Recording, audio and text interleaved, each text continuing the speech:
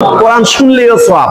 আল্লাহ পাক রব্বুল আলামিন বলেন ওয়া ইযা কুরিয়াল কুরআনু ফাসতামিউ লাহু ওয়া আনসিতু লাআল্লাকুম তুরহামুন।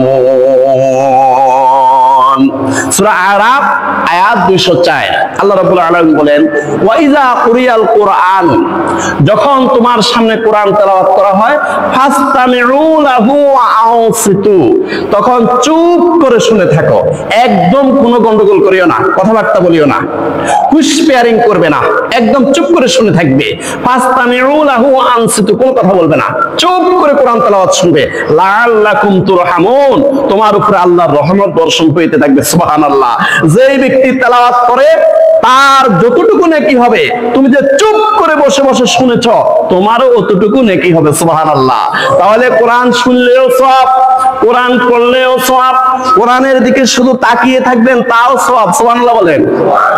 আর কোরআন থেকে যত দূরে যাবেন, ইতিহাসের আস্থা কোণে নিক্ষিপ্ত হবেন। কোরআনের বিরোধিতা করবেন, কোরআন থেকে দূরে সরে যাবেন, ইতিহাসের আস্থা করে নিক্ষিপ্ত হবেন।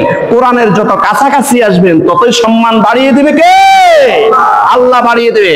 এই যে প্লাস্টিক, এটা কোরআনের কাছাকাছি আসছে, এটার মূল্য হয়ে গেছে লক্ষ লক্ষ মুমিন মুসলমানেরা এই কোরআনে চুমু দিতে গিয়ে এই প্লাস্টিকের মধ্যে চুমু দিচ্ছে। সুবহানাল্লাহ বলেন না?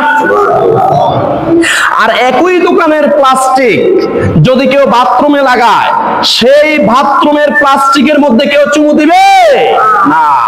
কোরআন থেকে যত দূরে যাবেন, ততই মর্যাদা কমে যাবে, আর কোরআনের যত কাছে আসবেন, ততই শুধু মর্যাদা বেড়ে যাবে।